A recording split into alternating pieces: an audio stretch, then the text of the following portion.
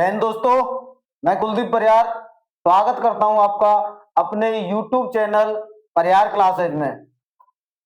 तो बच्चों, हम बात कर रहे थे 12th फिजिक्स के बारे में और 12th फिजिक्स में हम लोगों ने लास्ट क्लास में बात की थी परमाणु संरचना तथा स्पेक्ट्रमों की उत्पत्ति के संबंध में। में बात की थी बेटा जी, परमाणु संरचना तथा स्पेक्ट्रमों की उत्पत्ति के संबंध में बात की थी। तो हम आशा करते हैं कि आप सब बढ़िया होंगे, मस्त होंगे और अच्छे से पढ़ाई कर रहे होंगे। इसी कड़ी में आगे अगर हम लोग बात करें तो न्यूक्लियर फिजिक्स में ही बेटा जी अपना अगला जो टॉपिक होता है, अपना अगला जो चैप्टर है, उस चैप्टर का नाम है रेडियो एक्टिविटा। क्या नाम है बेटा जी? रेडियो एक्टिविटा, यानी इंग्लिश में बोलते हैं इसको रेडियो एक्टिविटी। देखिए, रेडियो एक्टिविटा में होता क्या है, इस बात के बारे में अगर प्रकाश डालें तो हम क्या कह सकते हैं? हम कहेंगे बेटा जी कि रेडियो एक्टिविटा होती क्या है। रेडियो एक्टिविटा होती क्या है? तो जैसे हमारे पास कोई तत्व है, जैसे मैं मान लेता हूं यूरेनियम नाम का एक तत्व है। कौन सा है? यूरेनियम। यूरेनियम की अगर मैं बात करूं तो यूरेनियम 92 इसका क्या होता है? परमाणु क्रमांक होता है। और 234 या 238 दोनों होते हैं, ध्यान रखना। यूरेनियम के परमाणु क्रमांक 234 भी होता है और 238 भी होता है।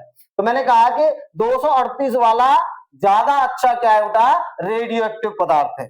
मैं ये कह रहा हूं कि ये एक ऐसा, या फिर मैंने कहा थोरियम। मैंने क्या कह दिया? थोरियम। थोरियम है 90 TH और इसके साथ में क्या आता है अपने पास? 234। ये क्या है बेटा जी अपने पास में? ये दोनों रेडियो एक्टिव पदार्थ हैं। अब ये पदार्थ होता क्या है इनके साथ? ये क्या करते हैं बेटा? स्वतः ही अपने आप ही अल्फा बीटा और गामा कण उत्सर्जित करते रहते हैं। क्या करते रहते हैं बेटा जी? ये क्या करते रहते हैं? अपने आप ही अल्फा बीटा और गामा कण उत्सर्जित करते रहते हैं और फोटोग्राफिक प्लेट को प्रभावित करते रहते हैं।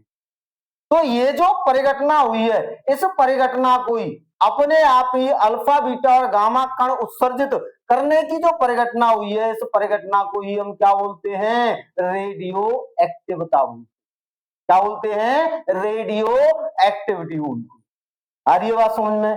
क्लियर है? तो अगला अपना जो अध्याय होगा, वो अगला अध्याय अपना होने वाला है जी, कौन सा होने वाला है बच्चा? रेडियो एक्टिविटा, यानी रेडियो एक्टिविटी। चलिए, इसके बारे में अगर बात करें तो अगला अपना जो अध्याय होगा, अगला अपना अध्याय होगा रेडियो एक्टिविटा। रेडियो एक्टिविटा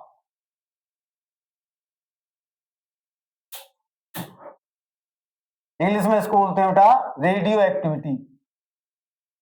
रेडियो एक्टिविटी, ठीक है? तो ये अपना अगला अध्याय होने वाला है। इस अध्याय के बारे में हम लोग आज बात करने वाले हैं, ठीक है? तो अपनी हेडिंग भी क्या हो जाएगी जी? अपनी हेडिंग हो जाएगी रेडियो एक्टिविटा। रेडियो एक्टिविटा,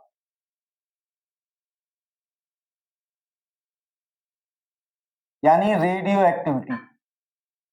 रेडियो एक्टिविटी, ठीक है बच्चा? चलिए, बात कर लेंगे अब हम लोग रेडियो एक्टिविटा के बारे में। देखिए, किस प्रकार से हम बात करेंगे रेडियो एक्टिविटा के बारे में। देखिए, यहां से मैं यहां से कह रहा हूं, क्या कह रहा हूं बेटा? मैं कह रहा हूं कुछ पदार्थ और कुछ पदार्थ बोले तो मैंने अभी बताया आपको, कौन सा? यूरेनियम हो सकता है, थोरियम हो सकता है, रेडियम हो सकता है। ये अपने आप ही क्या करते हैं बेटा? अल्फा बीटा और गामा कण उत्सर्जित करते हैं और स्वतः ही अल्फा बीटा गामा कण उत्सर्जित करके नए नए पदार्थों का निर्माण करना ही क्या कहलाता है? रेडियो एक्टिविटा कहलाता है। क्लियर है? चलिए, तो मैं यहां से कहूंगा कुछ पदार्थ जैसे जैसे यूरेनियम, यूरेनियम, और कौन हो जाएगा, थोरियम ले लो बेटा, थोरियम, यूरेनियम कॉमा थोरियम आदि, यूरेनियम तथा थोरियम आदि स्वतः ही, स्वतः, स्वतः मतलब अपने आप, ठीक है, स्वतः ही अल्फा, बीटा तथा तथा गामा कण, गामा कण उत्सर्जित करके, गामा कण उत्सर्जित करके करके नए नए नए नए पदार्थों का, नए नए पदार्थों का निर्माण करते हैं, निर्माण करते हैं, करते हैं, ठीक है, क्या करते हैं बेटा जी, नए नए पदार्थों का निर्माण करते हैं, तथा तथा फोटोग्राफिक प्लेट को, तथा फोटोग्राफिक फोटोग्राफिक प्लेट को, प्लेट को प्रभावित करते हैं, प्रभावित करते हैं, ठीक है बेटा जी, आ रही बात समझ में, यानी क्या करेंगे, नए नए पदार्थों का निर्माण करेंगे और फोटोग्राफिक प्लेट को क्या करते रहेंगे, प्रभावित करते रहेंगे। तो यहां से मैं कहूंगा इन इन अदृश्य, इन अदृश्य जो अल्फा बीटा गामा कण जो उत्सर्जित कर रहे थे, वही तो क्या कर रहे होंगे, अल्फा बीटा गामा किरणें उत्सर्जित कर रहे होंगे। तो जो किरणें उत्सर्जित हो रही होंगी वो कैसी होंगी, हमें दिखाई नहीं देती है। तो मैं यहां से कहूंगा इन अदृश्य किरणों को, इन अदृश्य किरणों को, किरणों को रेडियो एक्टिव किरणें, किरणों को क्या बोलते हैं बेटा जी, रेडियो एक्टिव, रेडियो एक्टिव किरणें, किरणें कहते हैं, कहते हैं। इन रेडियो एक्टिव, इन अदृश्य किरणों को क्या बोलते हैं बेटा जी, रेडियो एक्टिव किरणें कहते हैं। अब देखिए इन किरणों की खोज की थी, सबसे पहले इन किरणों का अध्ययन किया था, सबसे पहले इन किरणों को जिसने देखा था उस वैज्ञानिक का नाम था बैकुरल। क्या नाम था, बैकुरल। अब जब सबसे पहले बैकुरल ने इन किरणों के बारे में बताया तो उन्हीं के नाम के आधार पर इन किरणों का नाम रखा गया बैकुरल किरणें। तो मैं यहां आगे कह रहा हूं बेटा, किरणें कहते हैं, देखें इन किरणों, इन किरणों के बारे में, इन किरणों के बारे में सबसे पहले या सर्वप्रथम वैज्ञानिक, बैकुरल ने, बैकुरल ने बताया था, बैकुरल ने बताया था। अतः इन किरणों को, इन किरणों को, किरणों को बैकुरल किरणें, बैकुरल किरणें भी कहते हैं, बैकुरल किरणें भी कहते हैं, ठीक है बच्चा। इन किरणों को क्या कहते हैं, बैकुरल किरणें क्या कहते हैं। क्यों कहते हैं, क्योंकि सबसे पहले इन किरणों के बारे में किसने बताया था, बैकुरल नाम के वैज्ञानिक ने बताया था, इसीलिए इन किरणों को क्या बोला जाता है, बैकुरल किरणें भी कहती हैं। आ रही है बात समझ में, क्लियर है यहां तक। अब यहां से देखें, अब देखिए बेटा, अब ये जो पदार्थ थे, यूरेनियम हुआ, थोरियम हुआ, इन पदार्थों को क्या बोला जाएगा, इन पदार्थों को बोला जाएगा रेडियो एक्टिव पदार्थ। आगे सुने बेटा, अतः इन किरणों को बैकुरल किरणें भी कहते हैं तथा ऐसे पदार्थ पदार्थ जिनमें से या जिनसे जिनसे ये किरणें उत्सर्जित होती हैं, ये किरणें उत्सर्जित होती हैं उन पदार्थों को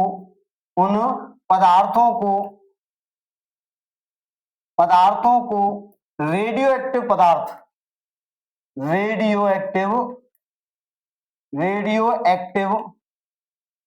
पदार्थ कहते हैं। रेडियोएक्टिव पदार्थ कहते हैं वो तथा इनका यह गुण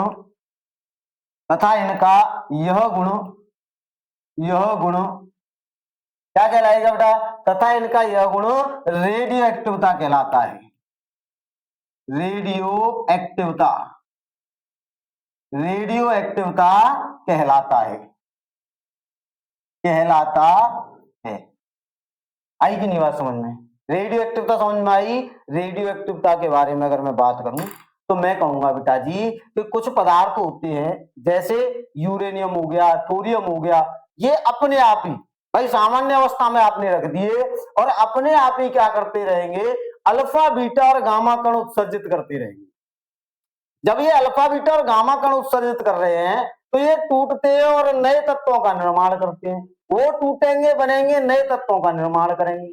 जब इस प्रकार की परिघटना होती है तो इस परिघटना को ही हम क्या बोलते हैं? रेडियोएक्टिवता बोलते हैं। अब चूंकि जो अल्फा बीटा गामा कण उत्सर्जित कर रहे थे वो अल्फा बीटा गामा कणों के कारण अल्फा बीटा गामा किरणें उत्सर्जित हो रही थी। उन अल्फा बीटा गामा किरणों को बैकुरल किरणें भी कहते हैं। क्यों? क्योंकि इन किरणों के बारे में सबसे पहले बैकुरल नाम के वैज्ञानिक ने बताया था, इसलिए उनके सम्मान में इन किरणों को नाम क्या दिया गया? बैकुरल किरणें दिया। आगे अगर मैं बात करूं जिन पदार्थों से, जैसे यूरेनियम हो गया, थोरियम हो गया, रेडियम हो गया, इन पदार्थों को हम क्या बोलते हैं? रेडियोएक्टिव पदार्थ बोलते हैं। तथा इस प्रकार अल्फा बीटा गामा किरणें उत्सर्जित करने के इस गुण को ही हम क्या बोलते हैं? रेडियोएक्टिवता। आई कि नहीं बात समझ में? अरे हाँ बोलो रे। आ रही है बात समझ में? क्लियर है ना? करिए एक बार नोट डाउन।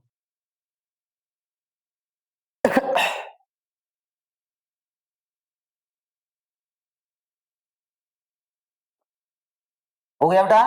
चलिए आगे बात कर लेते हैं। जैसे ही हमने ये बात की रेडियोएक्टिवता के, ओके सर, जैसे ही हमने रेडियोएक्टिवता के बारे में बात की, अब कुछ चीजें ऐसी आती हैं कि सर जी रेडियोएक्टिवता पर कौन कौन प्रभाव डाल सकता है और कौन कौन प्रभाव नहीं डाल सकता है। भाई रेडियोएक्टिव जब कोई पदार्थ है उसमें रेडियोएक्टिवता का गुण है तो रेडियोएक्टिवता के गुण के कारण उसमें कुछ ना कुछ परिघटनाएं तो हो रही होंगी। अब जब कुछ ना कुछ परिघटनाएं हो रही होंगी तो उस पर कोई ना कोई प्रभाव तो पड़ रहा होगा। अब जब कोई प्रभाव पड़ रहा होगा तो कौन कौन इस पर प्रभाव डाल सकता है और कौन कौन प्रभाव नहीं डाल सकता है, इसके बारे में अगर मैं बात करूं तो इसको मैं क्या कर देता हूं? एक नोट पॉइंट लिख देता हूं। क्या लिख देता हूं? इसके बारे में एक नोट पॉइंट लिख देता हूं।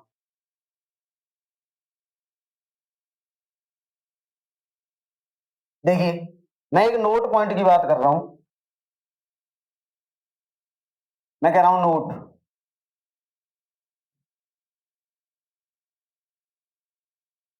पहले नोट की अगर मैं बात करूं तो मैं क्या कहूंगा? मैं यहां से कहूंगा कि भाई साहब जो रेडियोएक्टिव अभिक्रिया है या रेडियोएक्टिवता जो है वो क्या है बेटा? एक नाभिकीय प्रक्रिया है। कैसी प्रक्रिया है? नाभिकीय प्रक्रिया है। और आप सभी जानते हैं नाभिकीय प्रक्रियाओं में दाब और ताप का कोई प्रभाव नहीं पड़ता। चाहे तो आप ताप बदलो चाहे तो आप दाब बदलो, दाब और ताप का इन पर कोई प्रभाव नहीं पड़ेगा। आर्य समझ में? न तो ताप का प्रभाव पड़ेगा और ना ही दाब का प्रभाव पड़ेगा। क्लियर है? आर्य समझ में? तो मैं कहूंगा मैं नोट में कह रहा हूं, मैं क्या कह रहा हूं बेटा, रेडियो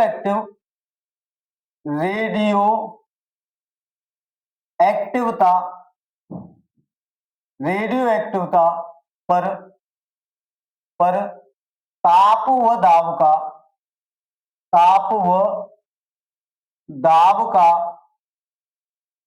दाब का कोई प्रभाव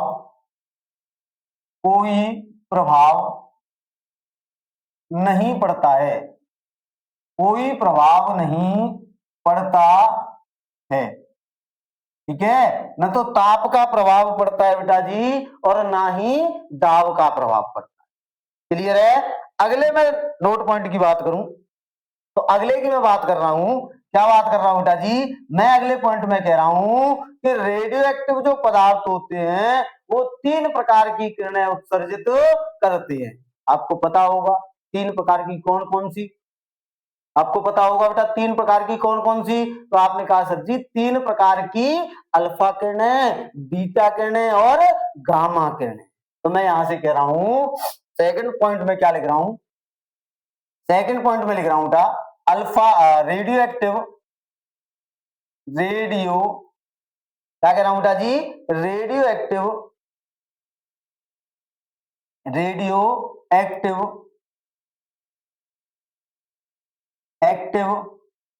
पदार्थ, रेडियो एक्टिव पदार्थ 3 प्रकार की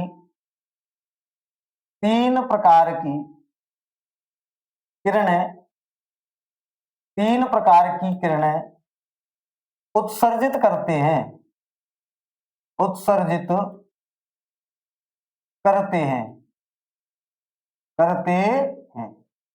कितने प्रकार की बेटा जी, 3 प्रकार की। पहली कौन सी होती है, पहली तो होती है बेटा, अगर मैं पहली किरण की बात करूं तो पहली किरण होती है अपने पास अल्फा किरण। कौन सी होती है बेटा जी, पहली होती है अल्फा किरणें। दूसरी कौन सी होती है जी, तो आपने कहा सर जी बीटा किरणें। कौन सी किरणें हो गई, बीटा किरणें। थोड़ा दूर लिखते हैं क्योंकि इसमें मैं यहीं पर लिखा दूंगा कुछ चीजें। मैं कह रहा हूं कौन सी हो जाएंगी, बीटा किरणें। तीसरी कौन सी हो जाएंगी जी, आप कहेंगे तीसरी हो जाएंगी गामा किरणें। कौन सी किरणें हो जाएंगी, गामा किरणें। तो 3 प्रकार की किरणें क्या करते हैं बेटा, रेडियो एक्टिव पदार्थ उत्सर्जित करते हैं। कौन कौन सी, अल्फा किरणें, बीटा किरणें और गामा किरणें। सर जी अल्फा किरणें या अल्फा कण कौन से होते हैं, तो मैं कह सकता हूं कि अल्फा कण बोले तो हीलियम का नाभिक। अल्फा कण बोले तो क्या हो जाएगा, हीलियम का नाभिक।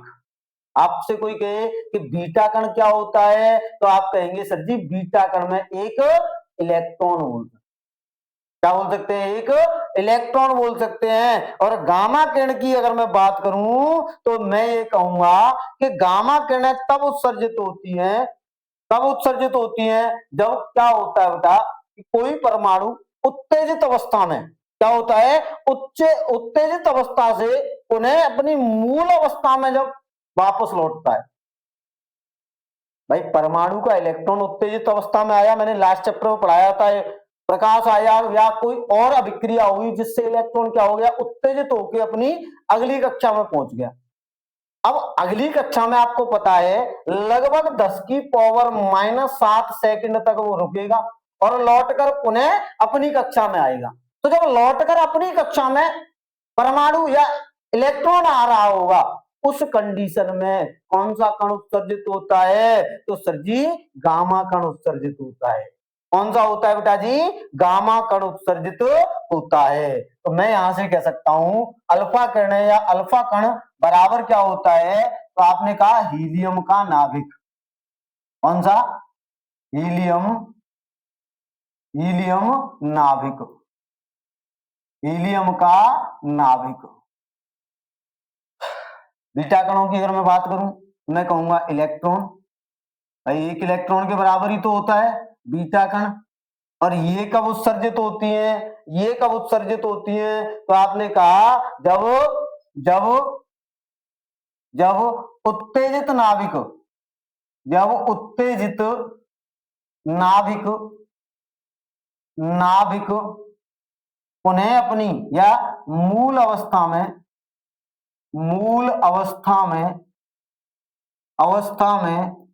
लौटता है। मूल अवस्था में क्या होता है बेटा? लौटता है। और मूल अवस्था में लौटेगा तो उसी को उस कंडीशन में ही क्या होगी बेटा? गामा किरणें उत्सर्जित होंगी। क्या होंगी बेटा जी? गामा किरणें उत्सर्जित होंगी। आ रही है बात समझ में? क्लियर है? आ रही है बात समझ में? चलिए, तो यहां से अगर मैं देखूं तो मैं क्या कह सकता हूं?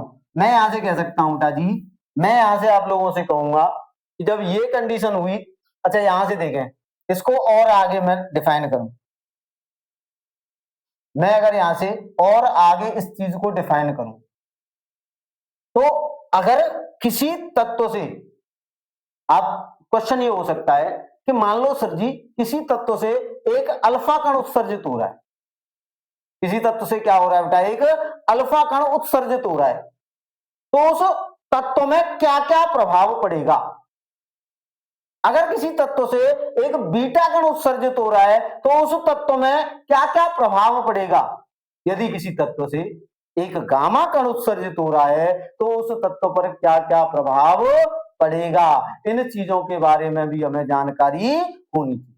तो मैं यहीं पे इस चीज को लिखा देता हूं। मैं कह रहा हूं अल्फा कण या अल्फा कण जब उत्सर्जित होगा तो मैं कहूंगा परमाणु क्रमांक में, परमाणु क्रमांक,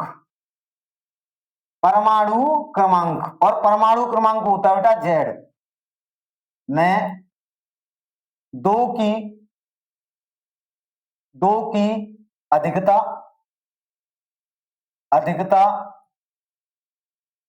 तथा परमाणु भार, और परमाणु भार को कैसे रिप्रेजेंट करते हैं बेटा जी? ए से रिप्रेजेंट करते हैं। कैसे करते हैं बच्चा? ए से। परमाणु भार ए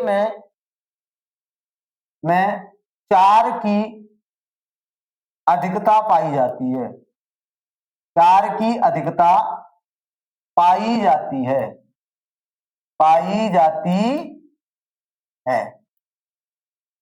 अरे बात समझ में? क्लियर हुआ कि नहीं? तो आपने कहा सर जी बिल्कुल क्लियर हुआ, यहां तक कोई दिक्कत कोई परेशानी नहीं है।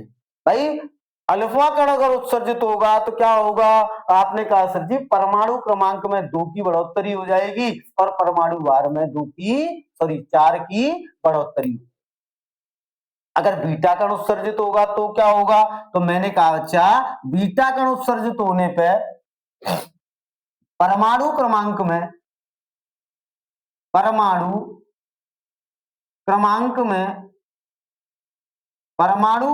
में एक की कमी हो जाती है,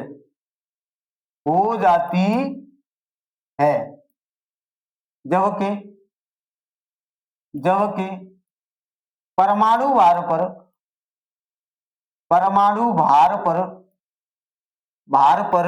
कोई प्रभाव नहीं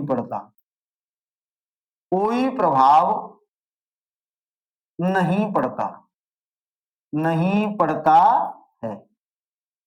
ठीक है, परमाणु भार पर कोई प्रभाव नहीं पड़ता है। लेकिन अगर आपसे कोई कहे कि सर जी अगर गामा कण उत्सर्जित होगा तब क्या कंडीशन बनेगी, तो आप कहेंगे सर जी परमाणु क्रमांक व परमाणु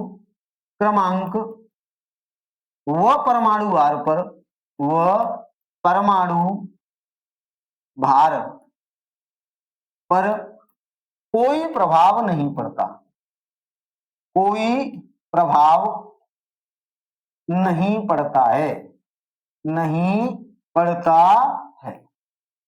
आगे बात समझ में बेटा जी? क्लियर है कि नहीं? अगर अल्फा कण उत्सर्जित होगा तो परमाणु क्रमांक में 2 की बढ़ोतरी हो जाएगी और परमाणु भार में 4 की बढ़ोतरी हो जाएगी। जबकि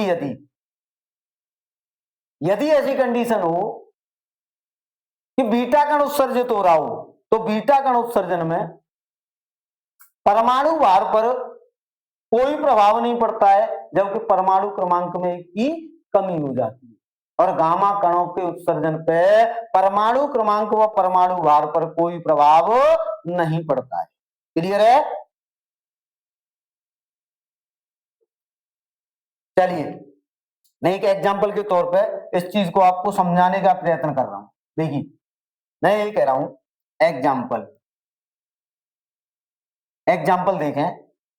जैसे मैंने कहा कि आपके पास कोई तत्व था, आपके पास में क्या था, कोई तत्व था, कोई एलिमेंट था जिसका परमाणु क्रमांक Z है, परमाणु भार A है और तत्व का नाम है X। इसमें से क्या हुआ बेटा, इसमें से क्या हुआ, एक अल्फा कण निकला। कौन सा कण निकला बेटा जी? अल्फा कण निकला। तो अल्फा कण निकलने पे कंडीशन क्या होगी, जो X है ना भाई, परमाणु क्रमांक बदल जाएगा तो ये भी बदल जाएगा। इसका नाम क्या हो जाएगा, इसका नाम हो गया मिस्टर बाई। क्या नाम हो गया बेटा जी इसका? Mister by. मिस्टर बाई के परमाणु क्रमांक में 2 की क्या हो जाएगी, बढ़ोतरी हो जाएगी। और परमाणु भार में कितने की बेटा जी? 4 की क्या हो जाएगी, बढ़ोतरी हो जाएगी। ऐसे ही कंडीशन ये हो जी कि आपके पास कोई तत्व है X जिसका परमाणु क्रमांक कितना है, परमाणु क्रमांक है सर जी इसका Z, परमाणु भार है A, और इसमें से क्या हुआ, आपने बीटा कण उत्सर्जित किया। क्या किया? बीटा कण उत्सर्जित किया। जैसे ही बीटा कण उत्सर्जित किया तो आपका जो तत्व होगा वो बन गया, मान लो बाई। तत्व क्या बन गया? बाई बन गया। और इस बाई के परमाणु क्रमांक में 1 की कमी हो जाएगी, जबकि परमाणु भार में कोई प्रभाव नहीं पड़ेगा। तीसरा केस मैं ले रहा हूं, तीसरा मैं एग्जांपल आपके सामने ले रहा हूं कि यही आपके पास कोई तत्व था X जिसका परमाणु क्रमांक था Z, जिसका परमाणु भार था A। और ध्यान रखना इसके साथ में यहां पे एंटी न्यूट्रिनो, कौन से? एंटी न्यूट्रिनो भी बनते हैं। एंटी न्यूट्रिनो का भी क्या होता है, निर्माण होता है। ठीक है, न्यू बार बोलते हैं इसको, न्यू पे बार बोलते हैं। इसमें अगर मैं देखूं यहां से क्या हुआ बच्चा, यहां से गामा कण उत्सर्जित हुआ। कौन सा? गामा कण। तो जैसे ही गामा कण उत्सर्जित हुआ तो सर जी अब की बार तत्व पर कोई प्रभाव पड़ने वाला नहीं है, तत्व पर कोई प्रभाव पड़ने वाला नहीं। क्लियर है? करिए एक बार नोट डाउन।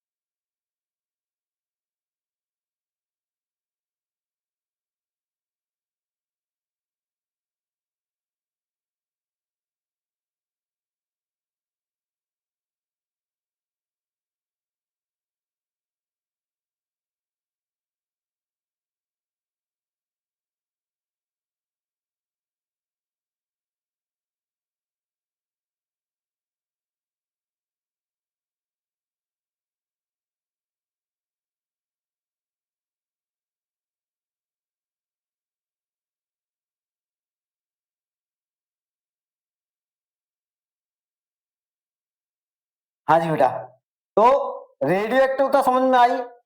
रेडियो एक्टिवता में किस प्रकार अल्फा बीटा और गामा कण उत्सर्जित होते हैं और तत्व के परमाणु क्रमांक और परमाणु भार अर्थात तत्व पर किस प्रकार से प्रभाव डालते हैं, इन चीजों के बारे में जानकारी प्राप्त हो गई। हम आगे अगर बात करें तो पहले हम इसको क्या करते हैं, आपने कहा सर जी पहले इसको हटाओ यहां से, ये चीजें तो हम लोगों ने स्क्रीनशॉट मार लिया।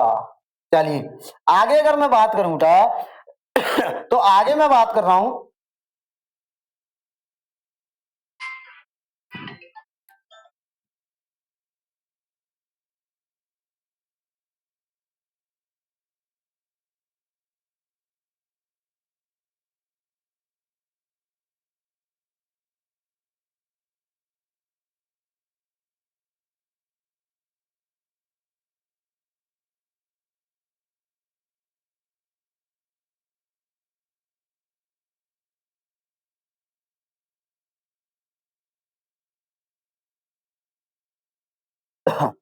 हाँ जी बेटा, तो आगे अगर मैं बात करूं, हमने दो नोट लिख लिए यहाँ पे। तीसरे नोट की अगर मैं बात करूं तो तीसरा नोट हम लोगों से क्या कह रहा है, देखिए नोट नंबर 3, नोट नंबर 3 की अगर मैं बात करूं, तीसरा नोट पॉइंट हमसे क्या कह रहा है। तीसरा नोट पॉइंट कहता है कि रेडियो एक्टिव पदार्थ से अल्फा बीटा गामा कणों का उत्सर्जन एक साथ नहीं हो सकता। मैं क्या कह रहा हूं कि रेडियो एक्टिव पदार्थों से अल्फा और बीटा अल्फा और बीटा दोनों कणों का उत्सर्जन एक साथ नहीं हो सकता है। हाँ इतना हो सकता है कि अल्फा कण उत्सर्जित हो रहा है तो उसके साथ गामा कण उत्सर्जित हो सकता है, बीटा कण उत्सर्जित हो रहा है तो उसके साथ गामा कण उत्सर्जित हो सकता है, परंतु अल्फा और बीटा कणों का उत्सर्जन एक साथ नहीं हो सकता। आ रही बात समझ में? तो अगला नोट पॉइंट यही होगा कि रेडियो एक्टिव, कौन से बेटा जी, radio active, radio active, radio active पदार्थों, रेडियो एक्टिव पदार्थों से अल्फा तथा बीटा कणों का, बीटा कणों का उत्सर्जन, कणों का उत्सर्जन, उत्सर्जन एक साथ नहीं हो सकता, एक साथ नहीं हो सकता, नहीं हो सकता है या नहीं हो सकता। क्या हो सकता है जी, अल्फा कण के साथ, अल्फा कण के, अल्फा कण के साथ बीटा गामा कण, गामा कण व बीटा कण के साथ, बीटा कण, बीटा कण, अरे बीटा कण के साथ, कण के साथ गामा कण का, गामा कण का उत्सर्जन हो सकता है, उत्सर्जन हो सकता है, उत्सर्जन हो सकता है, हो सकता है। क्लियर है बेटा जी? यहां तक किसी को कोई डाउट, कोई दिक्कत, कोई परेशानी? आपने कहा सर जी कोई दिक्कत कोई परेशानी नहीं। चलिए तो अगले अगर मैं पॉइंट की बात करूं तो अगली अपनी हेडिंग की बात करूं, ये हमने 3 नोट पॉइंट लिखे और ये तीनों के तीनों क्या है बेटा जी, मोस्ट इंपोर्टेंट है। कैसे हैं? Most important. अगला अपना जो हेडिंग आएगा, अगली अपनी हेडिंग आएगी बेटा रेडियो एक्टिव विघटन। कौन सी आएगी? रेडियो एक्टिव, रेडियो एक्टिव विघटन, विघटन यानी radio active, radio, radio active decay, क्या बोलते हैं इसको? Radio active decay, radio active decay यानी रेडियो एक्टिव विघटन की बात करें तो रेडियो एक्टिव विघटन की अगर हम बात करेंगे तो रेडियो एक्टिव विघटन में क्या होगा जी, तो आप कहेंगे किसी पदार्थ से स्वतः ही अल्फा बीटा गामा कणों का उत्सर्जन या उत्सर्जन होने की जो परिघटना होती है उसे ही क्या बोलते हैं? रेडियो एक्टिव विघटन बोलते हैं। क्या बोलते हैं बच्चा? रेडियो एक्टिव विघटन बोलते हैं। ठीक है, आ रही है बात समझ में? क्लियर है? चलिए, तो यहां से अगर मैं देखूं तो मैं कहूंगा, मैं क्या कह दूंगा बेटा जी, जब किसी पदार्थ से, यहां से मैं क्या कह दूंगा, मैं कह दूंगा यहां से, जब किसी पदार्थ से, जब किसी पदार्थ से अल्फा बीटा तथा गामा कणों का, अल्फा बीटा तथा गामा कणों का उत्सर्जन होता है, गामा कणों का क्या होता है बेटा, उत्सर्जन होता है, कणों का उत्सर्जन, उत्सर्जन होता है। जब ऐसे उत्सर्जन होगा तो बेटा ये घटना ही क्या कहलाती है, तो ये घटना क्या कहलाती है, रेडियो एक्टिव विघटन कहलाती है। इसको मैं ऐसे भी कह सकता हूं, उत्सर्जन होता है तो परमाणु क्रमांक और परमाणु क्रमांक को कैसे रिप्रेजेंट करते हैं बेटा, जेड से रिप्रेजेंट करेंगे, कैसे, जेड से। तो परमाणु क्रमांक जेड तथा परमाणु भार और परमाणु भार कौन हो गया, ए, पर पड़ने वाले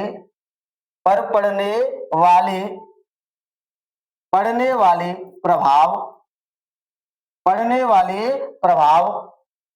पड़ने वाले कौन से बेटा जी, प्रभाव की घटना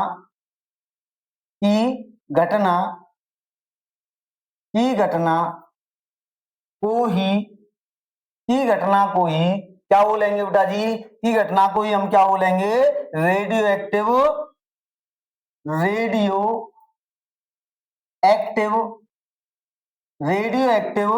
विघटन कहते हैं, रेडियो एक्टिव विघटन कहते हैं,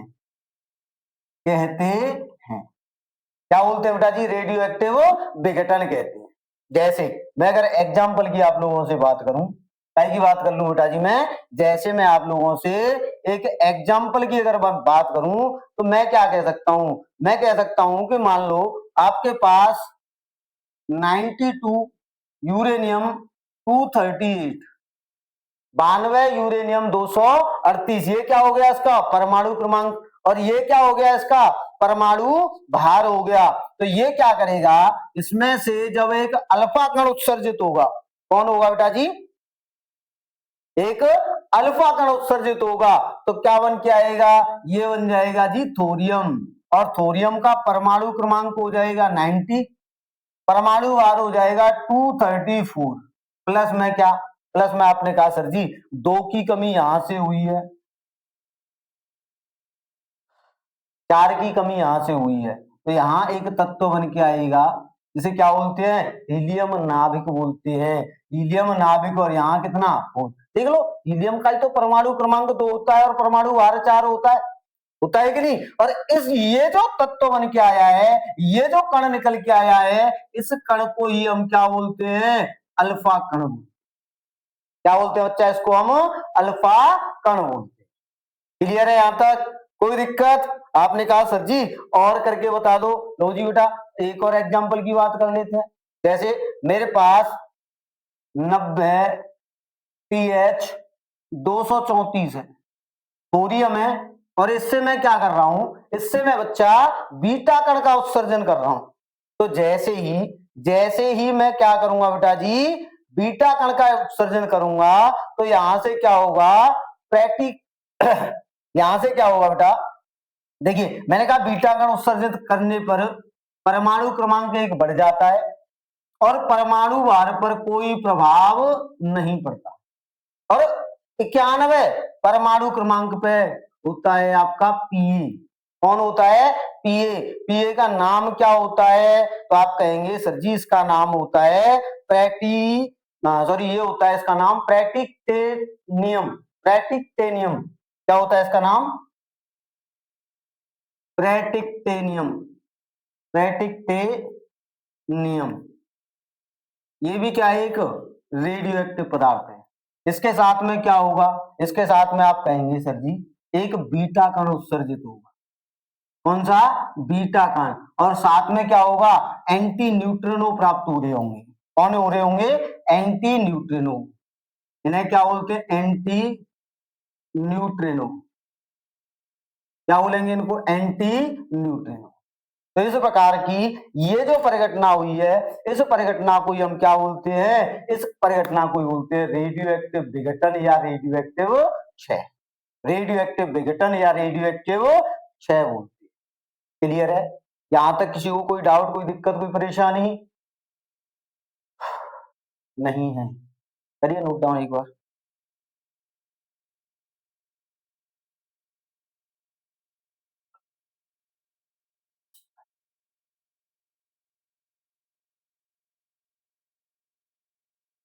हो गया बेटा, क्लियर है? चलिए, तो आज के लिए इतना ही रखेंगे। तब तक के लिए जय हिंद, जय भारत, पढ़ते रहिए और तैयारी में जुटे रहिए। धन्यवाद।